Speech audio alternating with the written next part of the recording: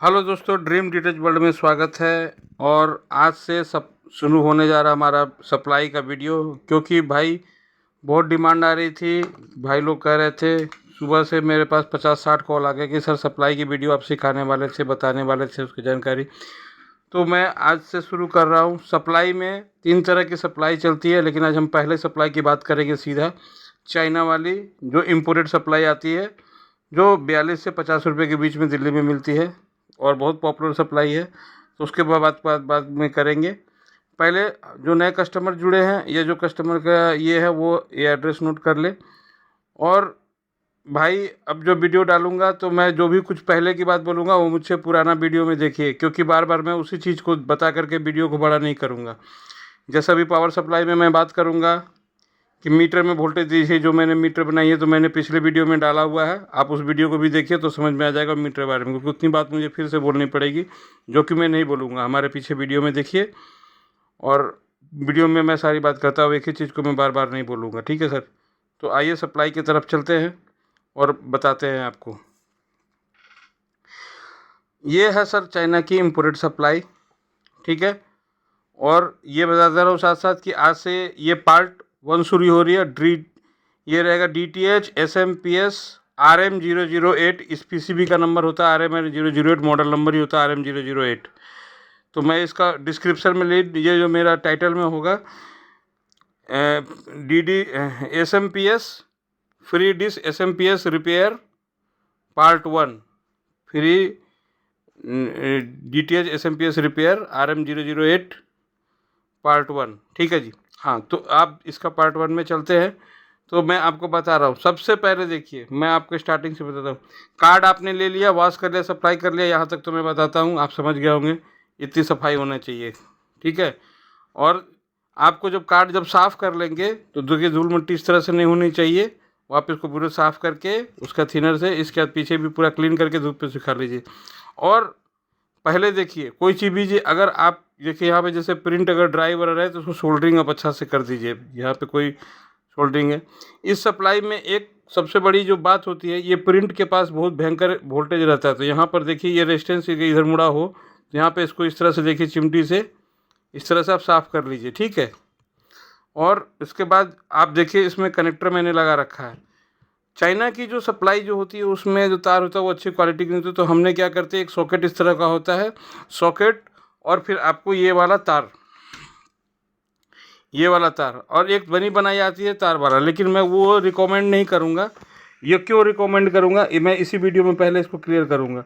देखिए, ये सप्लाई बनी, आप जिस दिन से बनाना शुरू किए, मान लीजिए सप्लाई अब रिफर्बिश आप कर रहे हैं, तो आपकी ये सप्लाई फिर ख़राब होगी तो फिर बनाएंगे तो फिर तार की क्वालिटी, ये मान लीजिए तार हमें बदलना है, मान लीजिए ये तार हमको बदलना है, तो अगर इधर पिन वाली होगी तो क्या होगा, आप फिर इसको यहाँ से निकालेंगे, फिर प्रिंट यहाँ कमज़ोर होगा। इससे अच्छा है कि एक बार इसको बिठा दो, दाम आपको वही पड़ता है। तो आप इसको सिर्फ भी, वो दिल्ली वाले इसलिए करते हैं कि 25 पैसा बचाने के लिए, इसका दाम 25 पैसा होता है क्वांटिटी में। तो ये 25 पैसा, मैं तो आपको जोड़ करके ये पूरा तार दे दूंगा आपको 5 रुपये में, पूरा ये पूरा सिस्टम ही 5 रुपये में देता हूँ। तो सिर्फ 25-50 पैसे बचाने के लिए लोग ऐसा काम करते हैं। तो मैं ये नहीं कहता हूँ, इस तरह से आपको नहीं करना है। आप हमसे मंगाएं, हम आपको दे देंगे तार। ये तार मैं पहले बता दूं, ये तार 50 का बंडल होगा, तो 50 पीस ये और 50 पीस ये, 100 पीस, मतलब 50 पीस तार के साथ 50 पीस ये भी मिलेगा आपको, एक पैकेट में पैक किया हुआ। ठीक है? तो 5 रुपये का पड़ेगा आपको। ठीक है जी? जो रिपेयरिंग करते हैं उसके बाद। और मैं आपको बता दूँ, देखिए सप्लाई कैसे भी, इस कंडेंसर का आउटपुट में, इसमें 2 कंडेंसर और एक कंडेंसर ये आउटपुट का 1016, इसको आप सही हो ख़राब हो तभी आप इसको नया लगा दें बिना चेक किए।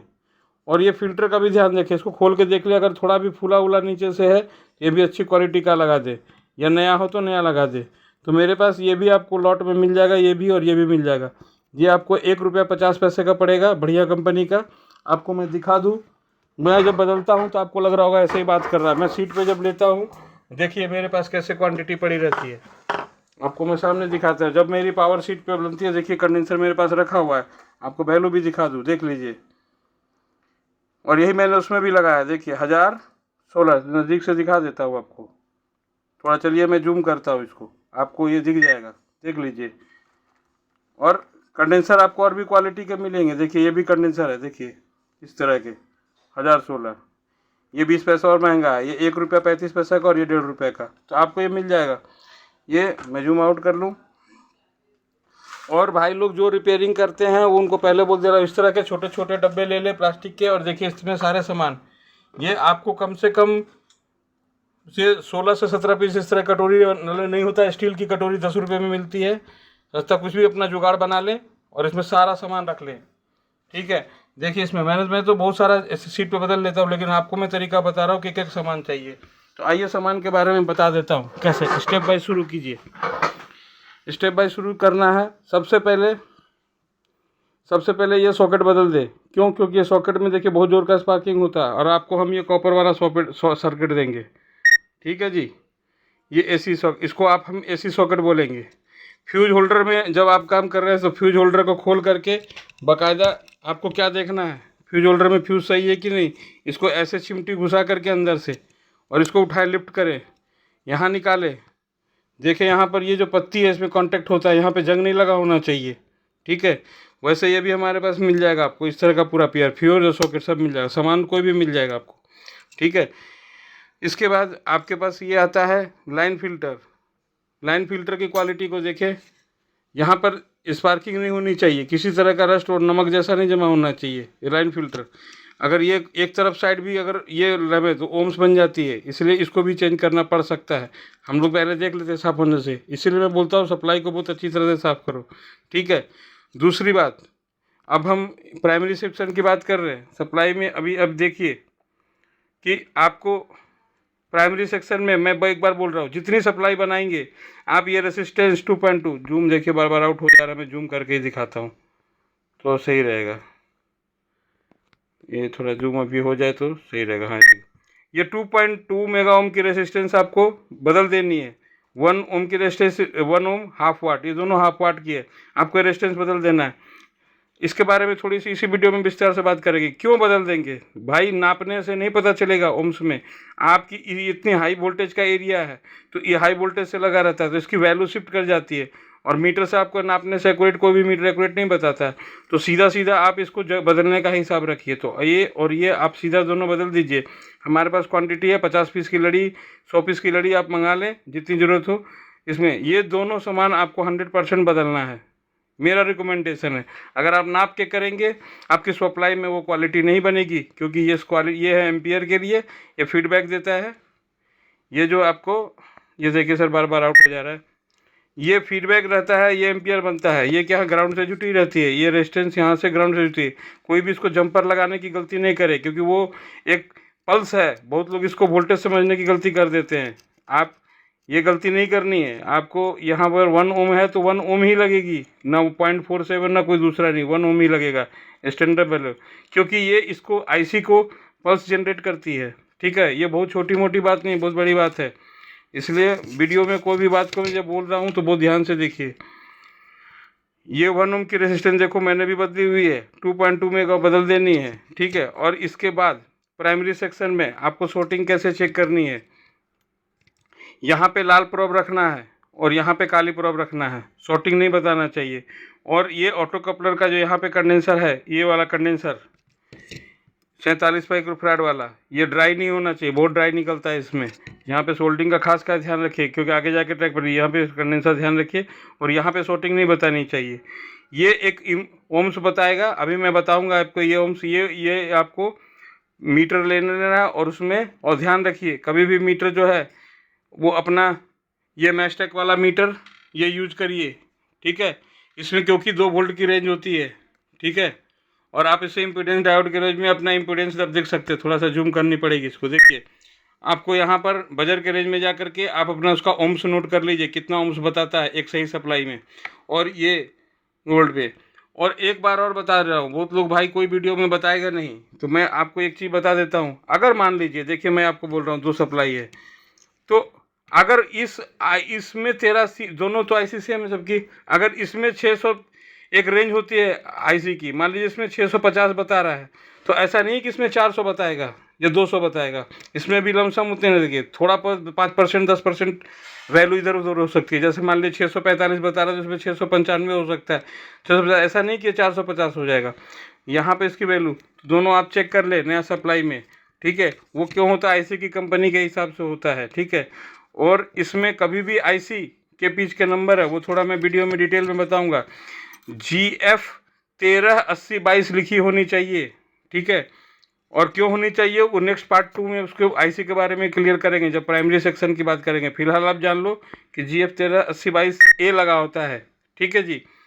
और इसके बाद यहाँ पर ये PF को शॉर्टिंग जरूर चेक कर ले, जैसे शॉर्ट निकलता नहीं है। चाइनीज सप्लाई की सबसे बड़ी खासियत क्या होता है, सीधा आईसी शॉर्ट निकलता है, इसलिए आईसी पे ज़्यादा फोकस रखा करें, ठीक है। और ये दोनों रेसिस्टेंस, ये स्टार्ट बेस की रेसिस्टेंस है DT की, इसलिए ये रेसिस्टेंस हाई वैल्यू होती पता नहीं चलेगा, और ये एम्पियर का है, ठीक है। तो ये दोनों सामान एक साथ बदल दे, लाइन फिल्टर को देख ले बदल दे। और इसको, ये चारों डायोड है, कभी भी मीटर से चेक कर ले, बजर नहीं बोलना चाहिए किसी भी हाल में, ठीक है। और इसका बैलेंस होना चाहिए, क्योंकि ये ब्रिज रेक्टिफायर है तो बैलेंस होना चाहिए। एक तरफ से बताएगा एक तरफ से नहीं बताएगा, और उसकी वैल्यू भी जो है करीब करीब सेम होनी चाहिए, ठीक है। तो आपको मैं ये बता दिया प्राइमरी सेक्शन का फॉल्ट, ठीक है। तो ये अभी मैं सब बता रहा हूँ, अभी फॉल्ट जैसे आएगा। देखो भाई, सीधा यहाँ पे सीरीज से लाइन दो और यहाँ पर सीधा 350 वोल्टेज आप प्राप्त करो। अगर 350 वोल्ट नहीं आ रहा तो आपको देखो, जब लाइन लगाओगे ये फ्यूज पहले चेक कर लो। देखो इस तरह का ड्राई नहीं रहना चाहिए। देखो यहाँ पर देखो फ्यूज होल्डर का जैसे इस तरह का शोल्डर है, इस तरह का ड्राई नहीं करना है आपको, शोल्डर यहाँ लगाना है बढ़िया से ये कनेक्टर पे, ठीक है जी। और इस सप्लाई का सबसे एक डिमेरिट है कि लाइन फिल्टर का ये प्रिंट ना ऊपर से सही दिखता है और टूट जाता है। तो आप उसको चेक करने के लिए आप मीटर को यहाँ और यहाँ लगाएंगे ताकि इसकी क्वांटिटी पता चल जाए। इसी तरह इधर वाला पॉइंट यहाँ, और प्रोब को यहाँ ना लगा के यहाँ लगाना है ताकि यहाँ के अंदर से कंटिन्यूटी यहाँ पे पता नहीं चलता है। तो आप इसको अगर टचअप कर ले तो ज़्यादा अच्छा रहेगा। और डायोड पे टचअप करके, और यहाँ शोल्डर कम नहीं होना चाहिए, चलते चलते कम हो जाता है, शोल्डर बढ़िया लगा करके। और आपको मैंने बताया बॉन्ड का ही शोल्डर यूज करना है, बढ़िया शोल्डर, सस्ता शोल्डर यूज नहीं करना है। और इसके बाद आपको ये प्राइमरी सेक्शन की फॉल्ट के बारे में मैं बताना चाहता हूँ। देखिए इसमें कंडीशन, सबसे पहले प्राइमरी सेक्शन का फॉल्ट आएगा कि डेड है। तो डेड में किस तरह का डेड है, क्या फ्यूज उड़ा है, तो यहाँ से चेक करके आपको 300 वोल्ट यहाँ पर जो 350 वोल्ट प्राप्त करने हैं, 350 वोल्ट यहाँ प्राप्त करने हैं। अगर ये, उसके बाद आप ये देखिए, ज़मीन पे कभी भी हम लोग ऐसे नीचे मैट बिछाए रहते हैं पटरे पे, नंगा पाँव नहीं करना है। अगर पीड़ा वगैरह हो, कोई तख्ता हो तो वो रख लें, ठीक है। और आप अपना एक हाथ रखें इस पर, और सीधा ये चिमटी से आप इसको एक से शॉर्ट करें, एक हाथ से, कुछ नहीं होता है, यहाँ पे से शॉर्ट कर दे, लाइन निकाल दिया यहाँ से। अगर यह हमें चट के आवाज़ बोलती है तो यानी कि कंडेंसर तक यहाँ वोल्टेज सही पहुँच रही है। फिर आप आईसी को शॉर्टिंग चेक करेंगे तो यहाँ इम्पीडेंस बतानी चाहिए और इस कंडेंसर पे इम्पीडेंस बतानी चाहिए। थोड़ा सा जूम कर लूँ मैं, ठीक है।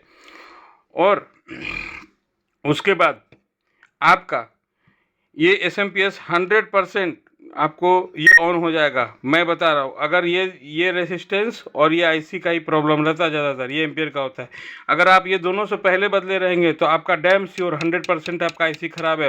मैं शर्तिया बता सकता हूँ, आज तक 1000 पीस में से अगर कोई ना शॉर्टिंग बताएगा, नहीं तो वैल्यू डिस, इससे आपको आइडिया लग जाएगा कि ये 100% ये आईसी ख़राब है। और आपको एक बता देता हूँ, अगर आप नए नए मैकेनिक हो तो आप इसमें बेस का भी प्रयोग कर सकते हैं। एक सप्लाई में आप बेस लगा लें और इस आईसी को रिपेयर करें। तो थोड़ा आप अगर नए नए मैकेनिक हैं तो आप उस आईसी को अगर डाउट है तो उसमें बेस में लगा करके यहाँ पे चेक कर लें कि मेरा आईसी ठीक है कि नहीं, ठीक है। लेकिन मीटर से ही पता लग जाता है, मिस्टेक का मीटर से लगाएंगे आपको पता लग जाएगा कि ये कुछ वैल्यू गड़बड़ दिखा रही। तो आप हमसे आप रिफर्बिश आईसी ले सकते हैं। मेरे पास टेस्टेड आईसी रहती है, और हम क्या करते हैं, हमारे पास सप्लाई जो होती है देखिए इस तरह से निकली हुई होती है, चेक करके, ठीक है। तो हम आपको, ये हमारे पास बना होता है, हम आपको चेक करके देंगे GF 138022, ठीक है। वाइपर की सप्लाई इस तरह से, पूरा पिन विन ऐसे सीधा ये सब किस तरह से मिलेगा आपको, ठीक है। टेस्टेड मिलेगा मेरे पास से, ठीक है। लेकिन आईसी में 25 पीस से कम नहीं दूंगा, क्योंकि भाई टाइम का भी कीमत है। ऐसा नहीं कि 5 पीस 10 पीस मैं नहीं दे पाऊँगा, 25 पीस कम से कम आईसी लेनी पड़ेगी आपको, ठीक है। आपको एक कंडेंसर भी मिल जाएगा। अब देखिए मैं कंडेंसर भी टेस्ट करके यहाँ पे रखा रहता है कंडेंसर, ठीक है।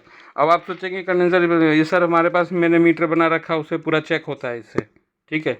तो आप रिफर्बिश सामान में रिफर्बिश सप्लाई का सामान लगाएंगे तभी आपको सप्लाई सस्ती पड़ेगी और अच्छी बनेगी। अगर आप महंगा सामान फिर महंगी पड़ जाएगी। तो आइए हम उस चीज़ पे पहुंचते हैं। तो आपका ये SMPS 100% ऑन हो जाएगा, ये मेरा दावा है। और कोई अगर चाहे तो इसको प्रैक्टिस करके देख सकता है, ठीक है। ये हो गया प्राइमरी सेक्शन का फॉल्ट। अगर आपका ये चीज़ बन गया, बदल देंगे तो IC ऑन हो जाएगी। अब रही कि सर उधर वोल्टेज क्या बनेगा। अब आइए हम सेकेंडरी वाले वोल्टेज की बात करते हैं। सेकेंडरी वाली वोल्टेज में आपका क्या क्या डायोड लगा रहता है, पहले उसको आपको समझ ले देते हैं। देखिए, सेकेंडरी पार्ट में ये डायोड रहती है सीधा 5 वोल्ट बनने के लिए, जो कि प्रिंट सीधा यहाँ आती है। ये 5 वोल्ट की पिन हमेशा ऊपर रहती है, ये 5 वोल्ट यहाँ बनेगा। और ये डायोड है 12 वोल्ट की, और ये वो डायोड है 24 वोल्ट की, मतलब ये दूसरा, दोनों FR 107 लगा रहता है। अच्छा, इधर भी देखिए, मैं डायोड की वैल्यू बताना भूल गया। ये भी FR 107 रहता है, ये 4007 रहता है। 4007 5 लगे रहते हैं। ये 4 यहाँ लगा रहता है, एक यहाँ लगा रहता है। FR 107 यहाँ 1 लगा रहता है, यहाँ 2 लगा रहता है, 3 हो गए। और 5399 2 लगे रहते हैं। IN 5399 ये वाला पहला, नीचे की तरफ से पहला, और यह चौथा। तो ये क्या करेगा, जब ये 5 वोल्ट बनता है तो 5 से 3 बनती है। अच्छा, आपको मैं एक चीज़ बता दूं, जब कभी कोई सप्लाई में वोल्टेज नहीं बने तो आप इसको चिमटी से इस तरह से आप ओपन कर लीजिए। आपको करना क्या है, आप 3 वोल्ट और 5 वोल्ट की डायोड को सोल्डिंग रहने दीजिए, और 12 और 24 का तार को आप ये डायोड को ऐसे निकाल लीजिए। और ये DC वाला, इसका कोई मतलब नहीं, इसको रहने दीजिए, इसमें लोड नहीं है। इस डायोड से हमें कोई मतलब बॉक्स बजाने के लिए, बहुत लोग तो अब ये नए में ये निकाल के फेंक ही देते हैं। आप फेंकना चाहते हो आप फेंक सकते हो, उसका कोई रोल नहीं है, ठीक है जी। ये दो सब करने से रहती है। तो आपको एक चीज़ बता देता हूँ, सेकेंडरी का फॉल्ट के लिए कोई भी कंडेंसर ख़राब नहीं होना चाहिए, कोई भी कंडेंसर ख़राब नहीं। आप बोलेंगे 5 वोल्ट का है तो 5 वोल्ट का ये कंडेंसर सही है, बाकी 3 खराब है, नहीं, वो 5 वोल्ट नहीं बनेगा। वो क्यों नहीं बनेगा, वो तीसरे वीडियो में बात करेंगे। पहले सीधा समझ लीजिए, कंडेंसर सब सही होना चाहिए, ठीक है। और आप देखिए, और यहाँ पर एक PF लगी रहती है आगे, ट्रांजिस्टर के आगे। ये PF कभी भी ख़राब नहीं होना चाहिए, नहीं तो बहुत जोर की आवाज़ आएगी SM से, ठीक है, और आवाज़ में डिस्टॉर्शन आएगी। और एक PF और होती है, एक PF और होता है ये वाला, एक PF ये होता है, ये PF, ये क्या कहेगा, ये ऑटो कपलर। ये कभी भी ज़रूर चेक कर ले, नहीं तो आपका कार्ड को ख़राब कर सकता है। अगर हो सकता है तो ये भी एक नया पीस है, इसको कभी भी नया बदल दीजिए। 102 1 kV वोल्ट रहता है, ठीक है जी। और इस तरह से आप इसको आप बदल सकते हैं, ठीक है। और ये सेकेंडरी का फॉल्ट होता है, ठीक है। तो सेकेंडरी के फॉल्ट के लिए ये दोनों डायोड निकाल करके पहले आप कोशिश करें 5 वोल्ट बनाए, और 5 से 3 वोल्ट बनता है। कैसे, ये दो डायोड लगा करके 5399 5 वोल्ट आपकी यहाँ पे बनेगी 1016 के कंडेंसर पे। फिर ये देखो ट्रैक यहाँ सीधा जाएगा, और ये ट्रैक देखो यहाँ से, ये 5 वोल्ट की ट्रैक जो है ये कॉइल से आएगी, ये ड्रम से यहाँ 5 वोल्ट आई, और ये 5 वोल्ट से पहला डायोड ऐसे लगेगा, फिर दूसरा लगा सीरीज में, 2 डायोड लगा के सीधा 3 वोल्ट बन जाएगा, ठीक है जी। तो ये 5 और 3 कोशिश करो बनाने का। अगर ये नहीं बनती है तो ये ऑटो कपलर, अगर ये ट्रांजिस्टर निकलेगा तो हाई वोल्टेज निकलेगा करंट में, तो ऑटो कपलर और ट्रांजिस्टर आपको सीट पे ओके रखनी है, लगानी। ये दोनों रेजिस्टेंस कभी ख़राब नहीं निकलता है, लाख में एक पीस निकलता है। तो आप खाली देख लो, जंग वंग ना लगाओ तो बदल देना। 9.1K और 10K का 2 रेजिस्टेंस रहता है, 220 में रहता है। तो ये पुराने सप्लाई से निकाल के लगा दो, खरीदने की ज़रूरत नहीं है। ऑटो कपलर बढ़िया लगा होना चाहिए, ट्रांजिस्टर बढ़िया लगा होना चाहिए, ठीक है। बढ़िया ट्रांजिस्टर नहीं लगने से भी वोल्टेज अप डाउन होता है, करंट का दिक्कत रहता है, ठीक है। TL 431 बढ़िया कंपनी KS का लगाओ, ऑटो कपलर फेयर चाइल्ड का लगाओ, 1 नंबर काम करेगा, ठीक है जी। तो ये हो गई सेकेंडरी का। और इसका पार्ट 2 मैं लोड करता हूँ, वीडियो काफ़ी बड़ी हो गई है, तो अभी पार्ट 2 तुरंत थोड़ी देर में लोड कर रहा हूँ। मुझे एक थोड़ा सा काम से कहीं जाना है, 20 मिनट की वीडियो हो गया, तब तक इसको लोड करता हूँ और पार्ट 2 तुरंत अभी ही डाल देता हूँ, कंटिन्यू करता हूँ। तो मिलते हैं नेक्स्ट वीडियो में, थैंक यू।